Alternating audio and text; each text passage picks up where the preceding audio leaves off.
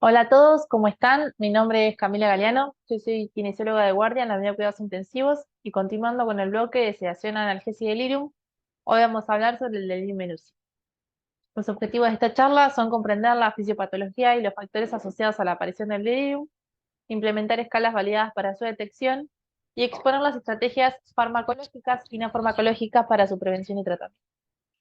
El delirium es clasificado por el Manual de Diagnóstico y Estadístico de los Trastornos Mentales como una falla orgánica aguda de curso fluctuante con alteración del nivel de conciencia, falta de atención y pensamiento desorganizado. Va a afectar la capacidad del paciente de recibir, procesar, almacenar y recordar la información. Las manifestaciones clínicas y el comportamiento psicomotor van a permitir clasificar al delirium en hipoactivo, hiperactivo o mixto. El delirium hipoactivo es aquel que tiene un Camus positivo y un RAS negativo. Es el más común y suele ser el más perjudicial, con peores pronósticos, con peores resultados a largo plazo, y se caracteriza por una disminución de la capacidad de respuesta, retraimiento, apatía, un nivel reducido de conciencia y letargia, y suele ser subdiagnosticado. El hiperactivo es definido por niveles crecientes de agitación, con Camus positivo y RAS positivo, con conciencia y atención fluctuante, y con tendencia a estar hiperalertas y presentar alucinaciones. Y se asocia con mejores pronósticos que el hipoactivo. El delirium mixto consiste en formas tanto hiperactivas o hipoactivas, y junto con el hipoactivo son las presentaciones más comunes en casi un 90% de los casos. En cuanto a la incidencia, esta va a variar según la edad, el paciente y la hospitalización. Cerca de un tercio de la población de pacientes adultos presenta delirium. Aproximadamente la mitad de los pacientes en UCI van a tener el diagnóstico de delirium y más de tres cuartas partes, casi un 80% de la población de pacientes adultos en UCI con asistencia ventilatoria mecánica presentan este síndrome. En cuanto a las implicancias, es complejo separar los efectos propios del delirium en relación a la gravedad de la enfermedad y el riesgo de muerte, ya que generalmente los pacientes más graves tienen mayor riesgo de delirium y también tienen mayor riesgo de muerte. La presencia del delirium dentro de las 24 horas posteriores al ingreso está fuertemente asociada con mayor mortalidad, con mayor ventilación mecánica y con mayores complicaciones respiratorias, y esto llevando a mayores dificultades en el destete. También se asoció con estancias hospitalarias más prolongadas, tanto en el hospital como en la unidad de cuidados intensivos.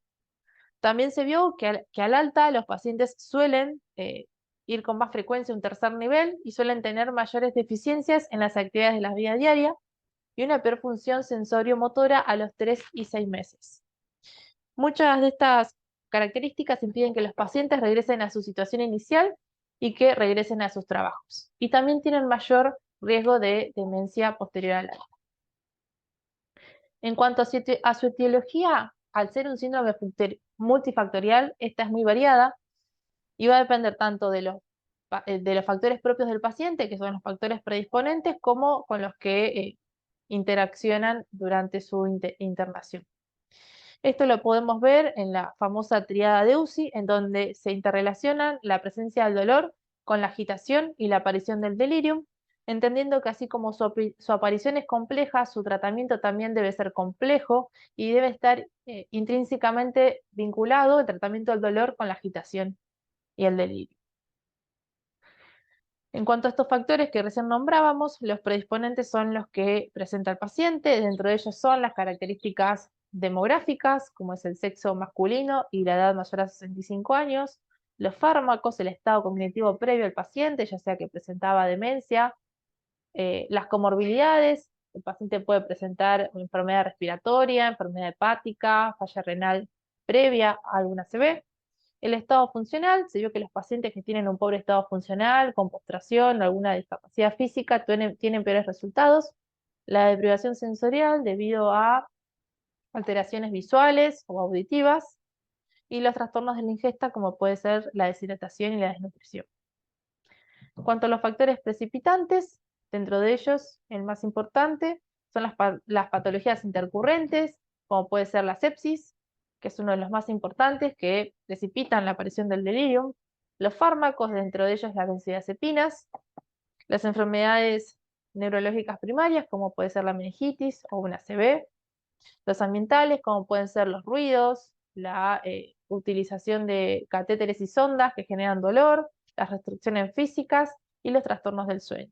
Dentro de estos factores precipitantes hay algunos que son modificables, como es la utilización de fármacos, todos los factores ambientales y las alteraciones del sueño que pueden modificarse y tratarse.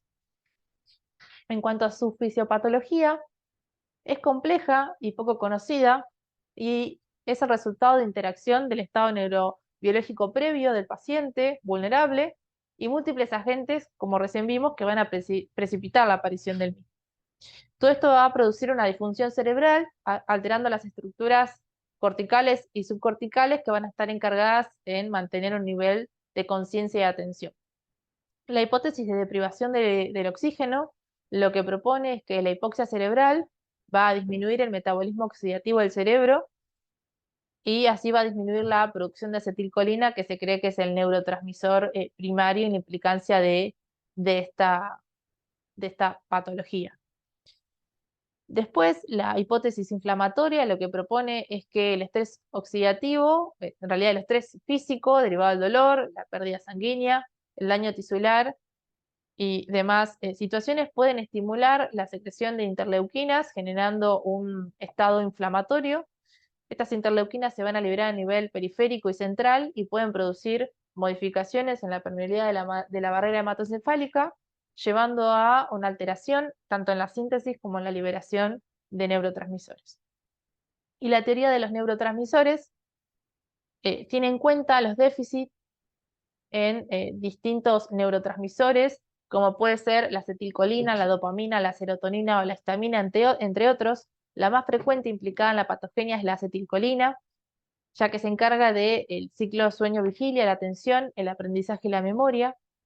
Y lo que sabemos es que algunos fármacos o algunas toxinas tienen acción anticolinérgica o pueden actuar o interactuar con los receptores de acetilcolina, como puede ser la atropina, la furosemida, la digoxina y la ranitidina, generando estos síntomas. También la hipoglucemia puede actuar reduciendo la acetilcolina por efecto en las vías que producen precursores para la síntesis de acetilcolina. En cuanto al diagnóstico de el delirium, es básicamente clínico y se hace a la cabecera de la cama del paciente. No existe ninguna prueba en sangre o estudio electrofisiológico o de imágenes para poder detectar al delirium. Normalmente se diagnostica en solo casi 3/4 partes de la población cuando no se realiza esta detección con herramientas validadas.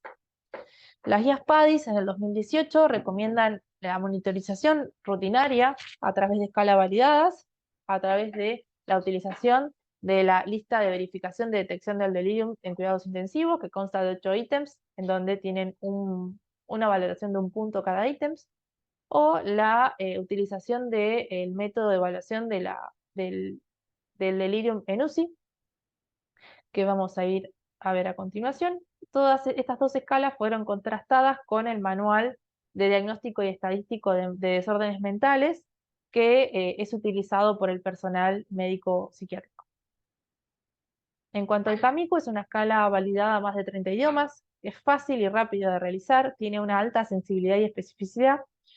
Fue realizada para pacientes no verbales con asistencia ventilatoria mecánica y también fue validada con buena sensibilidad y especificidad en pacientes con TEC e ictus. El CAMICU va a evaluar los 4 criterios que componen a la definición del delirium y evaluando uno por uno, si el paciente tiene positivo el criterio 1 y 2 y el 3 o el 4, podemos dar con un CAMICU positivo que nos diagnostica el delirium. Bien, continuando con la evaluación del delirium, el primer criterio del CAMICU es el inicio agudo o curso fluctuante del estado mental, para lo cual nos podemos preguntar si hay evidencia de un cambio agudo en el estado mental sobre el estado basal o si ha fluctuado su comportamiento de manera normal en las últimas 24 horas, evaluando la escala RAS. Es positivo si la respuesta es sí para el criterio 1A o B. La escala RAS va a evaluar la agitación y la sedación, evaluando un puntaje desde +4 a -5, siendo 0 el estado de alerta. Vamos a evaluar esta escala y si el paciente tiene un RAS mayor a -3, podemos proceder con el segundo paso. Si el paciente tiene un RAS de -4 o -5, me tengo que detener y preguntarme si realmente el paciente necesita estar en ese objetivo de sedación y si es así, evaluar posteriormente. El criterio 2 es la inatención. La pregunta que tengo que hacerme es si el paciente tuvo dificultad para fijar la atención, evidenciada por una puntuación menor a 8 en cualquiera de los dos componentes de el examen de tamizaje de atención, ya sea auditivo o visual. Si el paciente tiene más de 2 errores, el puntaje es positivo. La evaluación del examen auditivo se va a realizar de la siguiente manera. Yo voy a explicar al paciente que voy a hacerle le voy a leer una serie de letras. Cuando escuche la letra A, el paciente va a tener que indicarme apretándome la mano. Lo que voy a hacer es a un volumen suficiente para que el paciente me escuche, y a una velocidad de una letra por segundo, leer la siguiente palabra, abaratarán, y se va a contabilizar un error cuando el paciente apriete la mano con una letra distinta a, o cuando yo diga la letra A, no me apriete la mano. Si este examen auditivo fue dudoso o el paciente no escucha o no me puede apretar la mano, puedo pasar al examen visual, en donde yo le voy a mostrar al paciente 5 imágenes por separado, 3 segundos cada imagen, y le voy a pedir que las recuerde porque después las tiene que identificar. Luego voy a mezclar esas 5 imágenes dentro de otras 5 imágenes y el paciente va a tener que identificar esas imágenes que ya vio, y va a haber un error cuando el paciente reconozca como una imagen que vio antes a una que no vio, o viceversa. Si el paciente tiene más de 2 errores, este ítem es positivo. Si es positivo, pasamos al ítem 3. El criterio 3 va a evaluar la desorganización del pensamiento. La pregunta es, ¿hay evidencia de pensamiento desorganizado o incoherente? Evidenciado por respuestas incorrectas a 2 o más preguntas o la incapacidad de obedecer órdenes. Las preguntas son 4. Tenemos 2 grupos de 4 preguntas. Podemos intercalar las preguntas del grupo 1 con el grupo 2 en distintos turnos de medición de toma del CAMICU. Las preguntas se responden por sí o por no. Una vez que el paciente responde estas 4 preguntas, vamos a pasar a la parte B, que es órdenes. Le voy a mostrar 2 dedos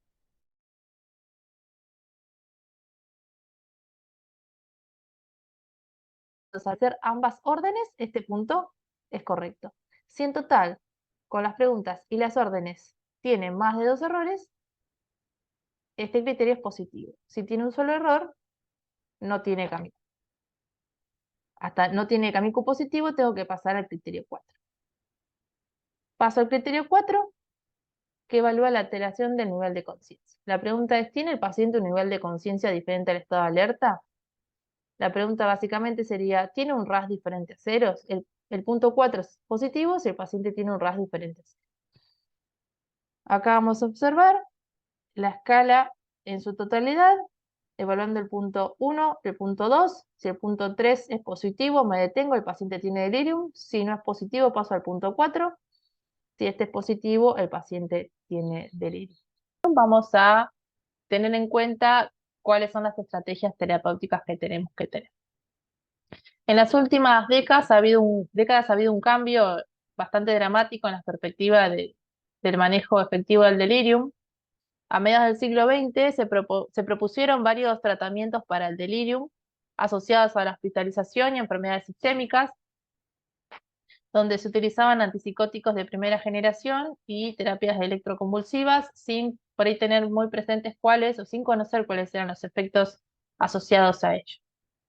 En el año 78, un informe que evaluó a 15 pacientes con delirium posoperatorio de cirugía cardíaca evaluó la eficiencia del haloperidol, y en relación a esto, este se convirtió en el pilar fundamental del tratamiento del delirium en pacientes críticos.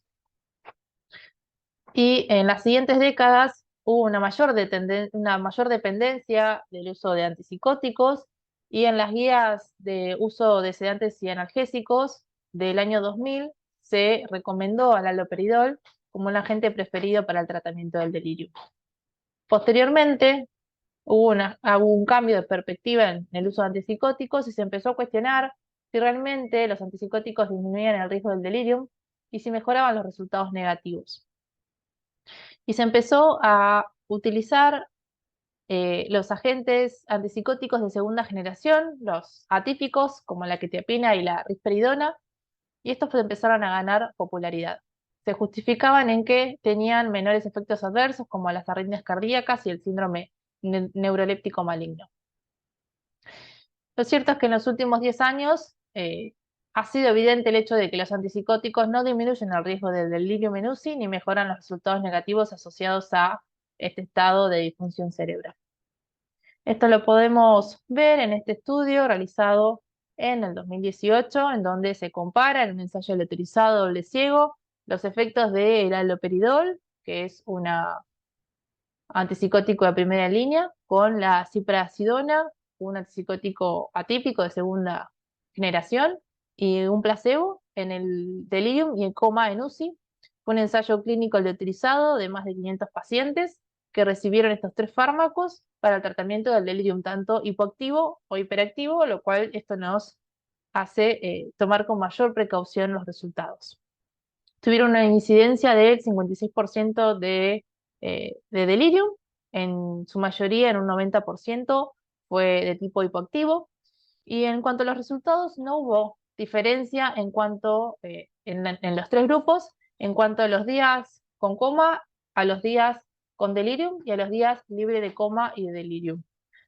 Estos análisis fueron ajustados a la edad, al deterioro cognitivo preexistente, a la fragilidad, a las comorbilidades y a la escala de sedación y agitación, y estos fueron los resultados. En relación a este estudio y estudios previos y posteriores, las guías y las pautas actuales sugieren que no se deben utilizar los antipsicóticos de forma rutinaria para la prevención y el tratamiento del delirio. En el año 2019, la Cochrane sacó una revisión que tuvo como objetivo evaluar los efectos de las intervenciones farmacológicas para el tratamiento y la duración del delirium en adultos en estado crítico. Se recolectaron 14 ensayos con más de 1.800 pacientes que cumplieron los criterios de inclusión y se examinaron distintos fármacos como los antipsicóticos de primera generación, los de segunda generación, la dexmedetomidina y los opioides. Y lo que se encontró como resultados es que la dexmedetomidina se asoció con una duración más corta en la ventilación mecánica, que acortó la duración del delirium y la estancia en oxígeno. Y no se encontraron pruebas de una diferencia entre el placebo y cualquier otro fármaco en cuanto a los días sin delirium, los días sin coma, la necesidad de restricciones físicas, la duración de la estancia hospitalaria y los resultados cognitivos a largo plazo o la mortalidad. En relación a eso, las guías hacen una serie de consideraciones, recomendando el uso discreto y limitado de los antipsicóticos, en donde podría estar indicado para prevenir daños en casos de delirium hiperactivo, ya que puede ser peligroso para el paciente mismo debido a la extracción de distintos dispositivos médicos o por las caídas al lado de la cama. Las pautas actuales también sugieren el uso de dexmedetomidina para el delirium en adultos ventilados mecánicamente, donde la agitación impide el destete o la extubación, y se debe comprender que dicho uso no es para tratar o mejorar el delirium, sino que es para reducir la agitación que puede causar daño. La única estrategia recomendada es la implementación de intervenciones que buscan encontrar la etiología y revertirlas para controlar y reducir el delirium de manera no farmacológica. Para ello contamos con este paquete, el paquete ABCDF, que es una guía para la atención crítica multidisciplinaria, que está fuertemente recomendada por las guías PADIS y busca reducir la incidencia y la duración del delirio. Va a tener en cuenta una serie de elementos, dentro de ellos la evaluación, la prevención y el control del dolor, ya que el dolor tratado inadecuadamente puede provocar delirium y traer asociado otras complicaciones, y debe controlarse de forma rutinaria en todos los pacientes adultos internados. También recomienda la realización de pruebas de respiración espontánea y de pruebas de despertar diario, entendiendo que las pruebas de despertar diario asociadas a una prueba de respiración espontánea tuvieron mayores resultados en cuanto a días sin respirador y menos tiempo en UTI en comparación con pruebas de respiración espontánea con la sedación de rutina, o sea, sin estas pruebas de despertar diario. La elección de analgesia y de sedación correcta, sabiendo que el manejo efectivo del dolor, la ansiedad y el delirium es un objetivo principal en la UCI y que la gestión de las drogas debe hacerse en base a objetivos de sedación acordados por todo el equipo tratante. El delirium, su evaluación, su prevención y su manejo, que es un poco de lo que venimos hablando y vamos a ver a continuación. La promoción temprana y el ejercicio, ya que se vio que es una terapéutica segura y factible, que la puede realizar cualquier miembro del equipo de atención interdisciplinario y que va a reducir los días del delirium, la duración de la ventilación mecánica y la duración de la estancia en UCI y la duración total de la estancia hospitalaria.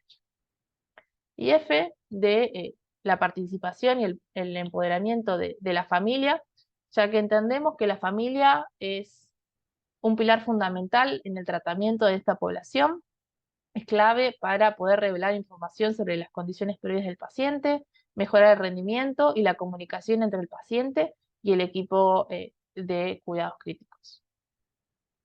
En cuanto a su implementación, sabemos que la implementación y el cumplimiento del paquete se asocia a una mayor supervivencia, a una reducción del delirium y menos días con ventilación mecánica, menos ingresos y menor mortalidad de manera dependiente de la dosis. Lo que podemos observar en este cuadro es la proporción de la implementación de los distintos elementos del paquete ABCDF, comparando su no implementación con distintos porcentajes de implementación del mismo. En relación a el alta hospitalaria, el alta en UTI y la mortalidad. Y lo que se vio que su efecto es dependiente de la dosis de aplicación, pero que de todos modos es sumamente efectivo para obtener resultados positivos. En cuanto a algunas consideraciones prácticas para el tratamiento, acá les dejo una mnemotecnia para poder identificar ciertos factores, la D sobre enfermedades, poder buscarlas activamente, como la sepsis, las anomalías metabólicas y distintas insuficiencias cardíacas o alguna otra falla de órganos, para poder tenerlas presentes como potenciales etiologías del delirium y tratarlas.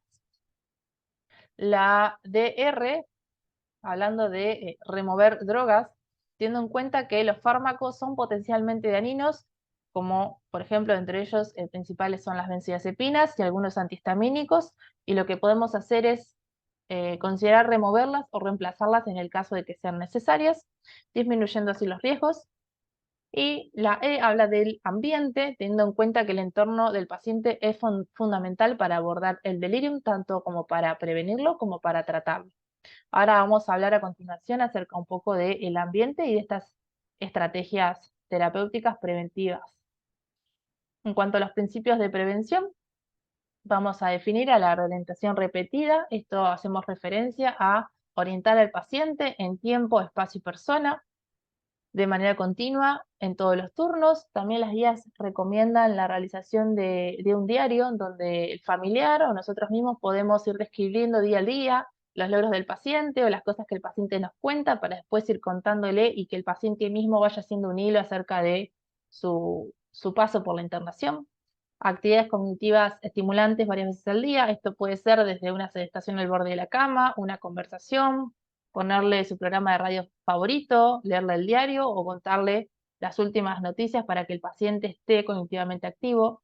Protocolos del sueño, priorizando una buena cantidad de horas durante la noche de sueño y también promoviendo el sueño vespertino. Para ello podemos intentar que durante ciertas horas no se realicen controles o monitoreo por parte de enfermería, baños o intervenciones dolorosas o procedimientos invasivos, disminuir las alarmas, apagar las luces y demás estrategias. La movilización temprana, como vimos que es de las principales estrategias para la prevención y tratamiento del delirium. El retiro oportuno de catéteres y restricciones físicas, ya que van a generar dolor y limitación física. El uso de anteojos, lentes de aumento, audífonos y desimpactación de cerumen, que van a favorecer a que el paciente tenga todos sus sentidos disponibles para poder interactuar con su entorno, la corrección de la deshidratación, el uso de protocolos para el manejo del dolor programado, que algo ya estuvimos hablando, detectar el dolor y tratarlo, y minimizar los ruidos innecesarios y los estímulos táctiles. Bueno, en relación a lo que estuvimos viendo durante la última parte de la charla, acá les cuento un protocolo de cómo sería el tratamiento o el manejo en relación a la presencia del delirium. Si el paciente no tiene delirium, o sea que tiene un K-MICU negativo, la propuesta es reevaluarlo en cada turno y aún así incluir e implementar las estrategias preventivas del delirio. Si el paciente presenta un K-MICU positivo, o sea que tiene delirium, lo primero que deberíamos hacer es remover las drogas deliriogénicas e iniciar el tratamiento no farmacológico con las medidas ya habladas. Si el paciente presenta un RAS de -1 a -3, considerar si cumple los criterios para una prueba de despertar diaria, y si los cumple y la pasa y la supera, podríamos pensar también en hacer una prueba de respiración espontánea. Si el paciente presenta un RAS de 0 a +1, controlar el dolor, evaluarlo y tratarlo si lo requiere y considerar la indicación de antipsicóticos. Y si el paciente está agitado y presenta un RAS de +2 a +4, evaluar si tiene dolor. Si el paciente tiene dolor, dar analgesia y reevaluar posteriormente. Y si el paciente no tiene dolor, considerar la indicación de antipsicóticos y de sedantes para tratar la agitación. En el caso de pacientes que presenten estupor o coma con un RAS de -4 a -5 con sedación, preguntarnos si realmente ese paciente requiere sedación profunda, y si no la requiere, podemos considerar, y si cumple los criterios, hacer una prueba de despertar diaria. Y si el paciente requiere la sedación, reevaluar en cada turno si el paciente sigue cumpliendo los criterios para ese RAS objetivo. Bueno, concluyendo, podemos decir que el delirium es un problema común en la unidad de cuidados intensivos y que a menudo no se diagnostica si no se detecta con una herramienta validada. El delirium es un predictor independiente de resultados, incluido el aumento de los costos de atención médica, la duración de la estancia en UCI, en el hospital, la mortalidad y el deterioro cognitivo a largo plazo. La evidencia respalda que el mejor enfoque para reducir la carga de este problema para nuestros pacientes no es un fármaco específico, sino adoptar un paquete no farmacológico resumido en el paquete ABCDF, el cual se centra en el manejo de las causas del delirium, la reducción de la sedación, ventilación, inmovilidad, la incorporación de la familia y la rehumanización de los cuidados clínicos. Bueno, espero que les haya sido de mucha utilidad y que podamos implementar estas estrategias en lo cotidiano. Muchas gracias.